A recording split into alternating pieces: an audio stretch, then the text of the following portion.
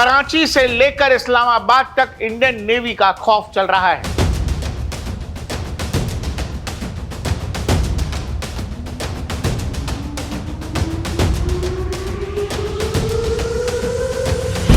We have quantitative and qualitative edge to deliver a massive blow to our adversary.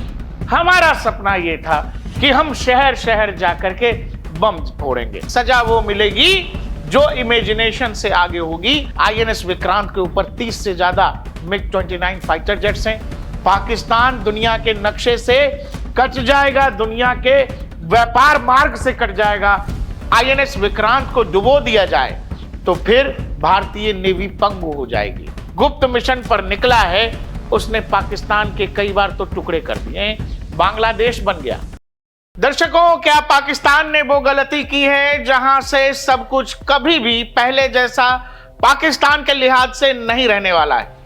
इसका तो काम Indian army, भारतीय सेना पहले ही कर चुकी है। इसने तो ये कहा कि काश भारतीय सेना ने मेरा भी वही हाल किया होता जो मेरे परिवार का किया। इसके चाचा, इसके मौसा, इसके मौसी, इसका फुआ, फूफी, बाल बच्चे, खानदान एक साथ आपको पता है मुर्दके में खत्म हो गए। तो अजहर मसूद ने ऑडियो जारी किया, लेटर लिखा, बोला काश मैं भी वहीं होता। असीम मुनीर ने वो गलती की है कि अब मुझे लगता है जब भारत की तरफ से बार बार कहा गया कि एक गलती होगी और उसे एक्ट ऑफ वॉर माना जाएगा, सीधा सीधा दिल्ली ब्लास्ट में जैश का नाम आ रहा है, यानी वो सरगना मसूद अजहर का नाम आ रहा है जिसके पीछे इसने कुछ जिम्मेवारी अपनी बहन को दी थी। और बहन की सहेली जो भारतीय होकर पाकिस्तानी सहेली से मित्रता करती है, और ये जो लेडी आप देख रहे हो जिसका सपना कि भारत बर्बाद हो जाए, भारत में जिहाद हो जाए, पता नहीं क्या क्या सपना इस दीदी ने देखा। ये दीदी फिलहाल इंटेलिजेंस के हत्थे चढ़ गई है और एकदम तोते की तरह बोल रही है, तोते की तरह। मुझे नहीं पता इसके साथ अंदर क्या हो रहा होगा, लेकिन दीदी बिल्कुल तोते की तरह बोल रही है। दीदी ने बताया है हम 2 साल तक करीब लगातार विस्फोटक फरीदाबाद में जमा कर रहे थे। हमारा सपना यह था कि हम शहर शहर जाकर के बम फोड़ेंगे। मतलब एक साथ कई शहरों को उड़ाने का प्लान ऐसा दीदी का था, लेकिन प्लान रह गया। दीदी फिलहाल इंटेलिजेंस के हत्थे पर है, बिल्कुल तोते की तरह बोल रही है। पता नहीं इंटेलिजेंस के पास वो कौन सी दवा होती है, मुझे नहीं पता वो कौन सी दवा थी जो दीदी खा के जिहादन हो गई। अब दीदी को कौन सी दवा मिल रही है कि दीदी सब कुछ बता रही है, अपने मौसा का नाम, अपने फूफा का नाम, अपने चाचा का नाम, वो सारे पाकिस्तानियों का नाम और उन तमाम नाम और प्लान सब कुछ दीदी बता रही हैं। अब आते हैं असल खेल पर कि इस खेल में इस बार ओपनिंग कौन करेगा, क्योंकि हमने ये कहा पाकिस्तान एक हरकत करेगा, एक आतंकी गतिविधि को अंजाम देगा। अब भारत ऑपरेशन सिंदूर रोकेगा नहीं। भारत ने ऑपरेशन सिंदूर को थोड़े समय के लिए बस इस तरह से अटकाया है। आपकी तरफ से हरकत होगी और हम फिर से वहीं से ऑपरेशन शुरू कर देंगे। हम पाकिस्तान के 13 एयर बेसेस पहले ही तबाह कर चुके हैं, तो मतलब कहानी उससे आगे जाएगी। कहां जाएगी, कितना आगे जाएगी, कहां जाकर रुकेंगे, कौन ओपन करने वाला है? ओपन करने वाले से मतलब यह कि इंडियन एयरफोर्स ओपन कर चुकी है, भारतीय सेना सर्जिकल स्ट्राइक कर चुकी। मौका जिनको नहीं मिला है अभी तक वो हैं हमारे इंडियन नेवी के लोग। और इसीलिए आपको यह समझना पड़ेगा कि क्यों पाकिस्तान ने अपनी सेना के अधिकारियों की छुट्टियां कैंसिल कर दी हैं। सेना के बड़े अधिकारी अपने परिवार को कनाडा और ब्रिटेन फिर से शिफ्ट करने लगे हैं।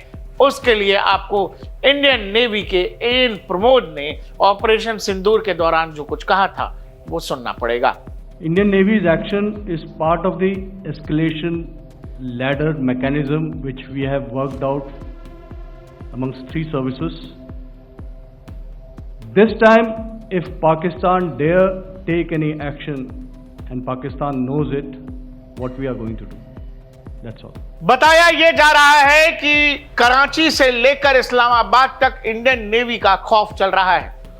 पाकिस्तानी सेना इस सदमे में है कि इस बार अगर खेल में इंडियन नेवी की एंट्री हुई तो फिर पाकिस्तान का क्या हश्र होगा, क्योंकि एएन प्रमोद ने कह दिया था कि सजा वो मिलेगी जो इमेजिनेशन से आगे होगी। और जब एएन प्रमोद ये कह रहे हैं, उनके चेहरे का हाव भाव, शब्दों के बीच का ठहराव, उनकी सोच, उनकी समझ कन्विक्शन को बता रहा है और इस बात की गंभीरता को बता रहा है कि ऑपरेशन सिंदूर के दौरान अरब सागर में आईएनएस विक्रांत करने क्या वाला था।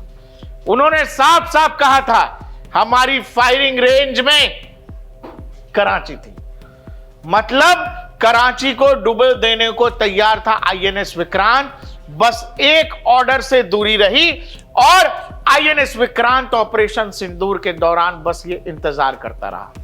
आईएनएस विक्रांत पाकिस्तान के खौफ का दूसरा नाम। दर्शकों, यह भी बताया जा रहा है कि पिछले 24 घंटे से आईएनएस विक्रांत को कोई सीक्रेट लोकेशन पर भेज दिया गया है।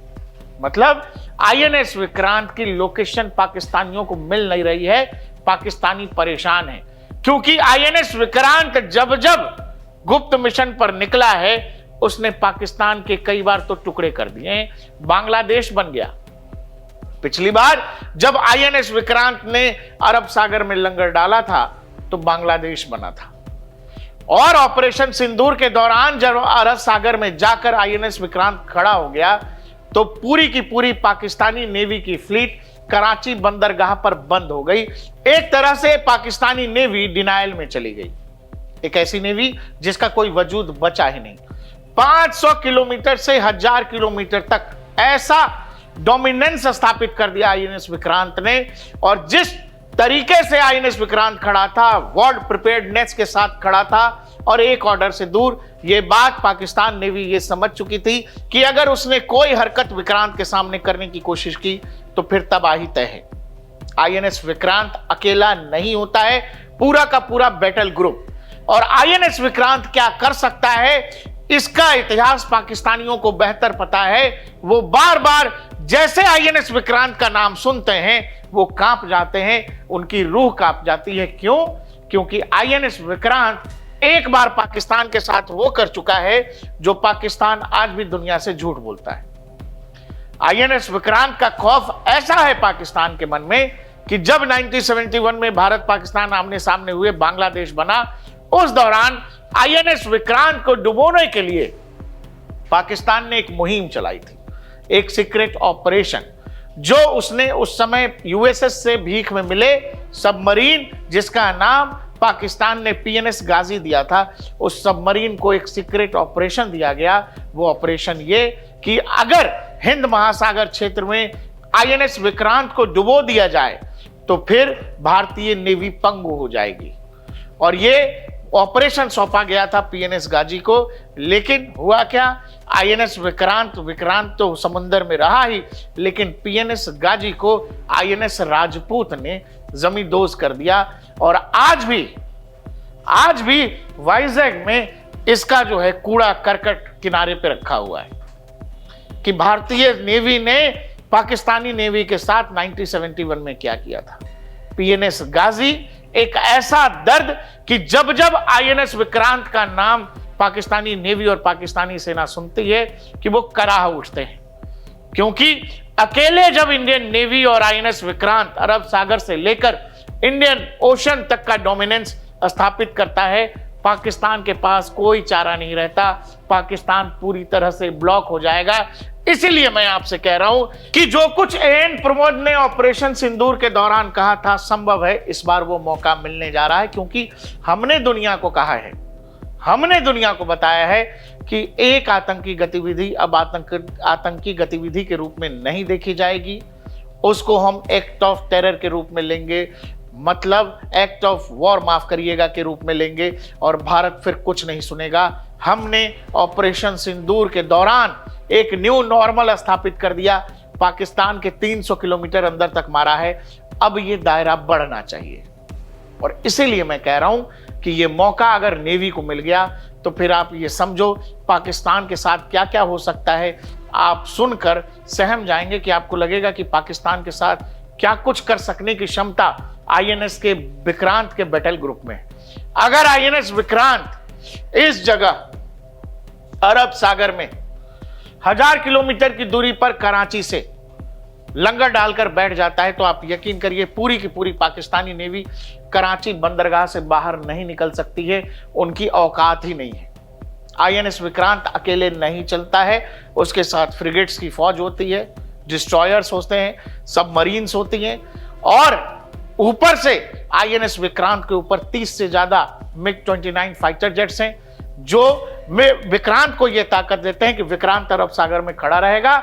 MiG-29 1500 किलोमीटर जाएंगे, ऑपरेशन को अंजाम देकर के चले आएंगे। मतलब कराची बंदरगाह पर विक्रांत अरब सागर में खड़े रहकर 3000-4000 किलोमीटर दूर खड़े रहकर कराची पर मिसाइलों की बमबाजी कर सकता है, दूसरी तरफ MiG-29 से हवाई हमले भी कर सकता है। आप समझो कि पाकिस्तानी नेवी के साथ क्या होगा। दूसरा, पाकिस्तान की 80% ऊर्जा जरूरतें जो हैं जल मार्ग से ही पूरी होती हैं, मतलब ये वाले इलाके से ही पाकिस्तान की 80% ऊर्जा जरूरतें जल मार्ग से ही पूरी होती हैं, मतलब ये वाला इलाका, और इसके लिए कराची बंदरगाह का ही इस्तेमाल होता है। अगर इंडियन नेवी ने यहां डेरा डाल दिया अरब सागर के अंदर, विक्रांत का बैटल ग्रुप अगर यहां डेरा डाल देता है, कराची ब्लॉक हो जाएगा, पाकिस्तान की ऊर्जा जरूरतें ठप हो जाएंगी, पाकिस्तान दुनिया के नक्शे से कट जाएगा और भारत जो चाहे पाकिस्तान से करा सकता है। इसमें इंडियन एयरफोर्स, भारतीय थल सेना, किसी को आने की कोई जरूरत नहीं है। ये अकेले नेवी कर सकने की ताकत रखती है और पाकिस्तान नेवी के पास, हमारे पास 2-2 कैरियर बैटल ग्रुप्स हैं, 2-2, जिन पर 30-30 पकड़ लीजिए तो 7 फाइटर जेट हैं, मतलब MiG-29, जिनमें हवाई हमला हम कर सकते हैं। वो चाहे आईएनएस विक्रमादित्य हो या आईएनएस विक्रांत हो, जिनका डोमिनेंस हिंद महासागर से लेकर अरब सागर तक है।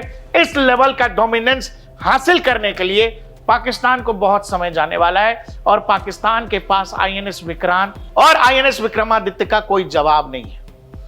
मैं इसीलिए आपसे कह रहा था कि एक सीक्रेट लोकेशन पर आईएनएस विक्रांत को भेज दिया गया है और उसकी लोकेशन पाकिस्तान को मिल नहीं रही है।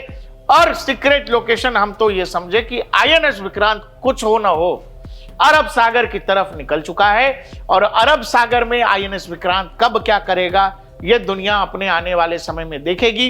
क्योंकि अगर कुछ होना है पाकिस्तान का इस दफे, तो मैं आपसे कह रहा हूं कि इसकी ओपनिंग नेवी कर सकती है। क्योंकि मैं जब से ये दिल्ली वाली घटना हुई है, हर डिफेंस एक्सपर्ट के मन में या फिर पाकिस्तानी सेना के मन में, उनके कानों में एक ही बयान बार बार गूंज रहा है, जो कुछ एएन प्रमोद ने कहा था कि सजा इमेजिनेशन से परे मिलेगी। पाकिस्तान की सेना जानती है कि इंडियन नेवी क्या कर सकने की काबिलियत रखती है। पाकिस्तान दुनिया के नक्शे से कट जाएगा, दुनिया के व्यापार मार्ग से कट जाएगा। पाकिस्तानी नेवी कराची से आगे नहीं बढ़ सकेगी, वो ताकत उनके पास है ही नहीं। भारतीय नेवी की फ्लीट 200 से करीब ज्यादा जहाजों की है, 200 जहाजों की, दूसरी तरफ 100 जहाजों के आसपास दूसरा भारतीय नेवी 2-2 बैटल ग्रुप्स चलाती है, कैरियर बैटल ग्रुप्स, जिनमें 60 के आसपास फाइटर जेट्स हैं। ऐसे में ये डोमिनेंस केवल अरब सागर नहीं, अरब सागर से लेकर पूरा हिंद महासागर तक ये डोमिनेंस स्थापित करती है इंडियन नेवी। और जहां तक इंडियन ओशन का सवाल है, यहां भारतीय नेवी से टकराने की किसी की हिम्मत ही नहीं है। भारत की और पाकिस्तान की एयरफोर्स की अगर चर्चा करें तो वो कह सकते हैं हमारे पास F-16 है। भारतीय सेना की चर्चा करें तो भी उनके पास कुछ बताने के लिए है। लेकिन जहां तक सवाल इंडियन नेवी का है, भारतीय नेवी और पाकिस्तानी नेवी का कोई जोड़ नहीं है और इसमें कोई भी तुलना नहीं हो सकती, क्योंकि कहानी आसमान और जमीन की। मैंने आपको बताया PNS गाजी जो आईएनएस विक्रांत को डुबोने आया था, वो PNS गाजी खुद शिकार हो गया 1971 में। और बाद में जब भारत ने इंडिजिनस विमान वाहक पोत तैयार किया तो खुद उसका नाम भी विक्रांत ही रखा। इसीलिए पाकिस्तान में विक्रांत की चर्चा, जैसे ही नरेंद्र मोदी ने भूटान से यह कहा कि एक व्यक्ति जो इस हमले के पीछे होगा सब जितने भी कल्प्रिट हैं उनको सजा दी जाएगी। तो पूरी की पूरी पाकिस्तानी आर्मी में इस बात की चर्चा होने लगी है कि पहले तो जो अधिकारी हैं सबको छुट्टी से वापस बुलाओ। बड़े अधिकारी जो हैं उन्होंने अपने परिवार को फिर से विदेश भेजना शुरू कर दिया है, जैसे ऑपरेशन सिंदूर के दौरान किया था। इस बार उन्हें बिल्कुल डर है कि क्या अरब सागर के अंदर अगर विक्रांत ने डेरा डाल दिया, अगर विक्रांत के कैरियर बैटल ग्रुप ने डेरा डाल दिया, तो पाकिस्तान दुनिया के व्यापार मार्ग से कट जाएगा, दुनिया के संपर्क से कट जाएगा और इंडियन नेवी पाकिस्तान को यहां ब्लॉक कर देगी। कोई मूवमेंट कर सकने की कोई क्षमता नहीं है पाकिस्तानी नेवी का जहां तक सवाल है। और 80% रक्षा जरूरतें और ऊर्जा जरूरतें जो है पाकिस्तान की, भारत रोक देगा। मतलब कि पाकिस्तानी नेवी डिनायल में चली जाएगी। अगर एलओसी पर कुछ बड़ा तनाव होता है, गंभीर संकट होता है, ऐसे में भारत जो है यहां अरब सागर के अंदर पाकिस्तान को घेर सकता है, दुनिया के व्यापार रास्ते से काट सकता है, कराची डुबो सकता है। विक्रांत की चर्चा एक बार फिर 1971 के बाद लगातार पाकिस्तान के डिफेंस कॉरिडोर्स में होने लगी है, क्योंकि उन्हें सबसे ज्यादा डर भारतीय नेवी का लगता है। देखते रहिए DNP इंडिया, हर खबर भरोसे के साथ।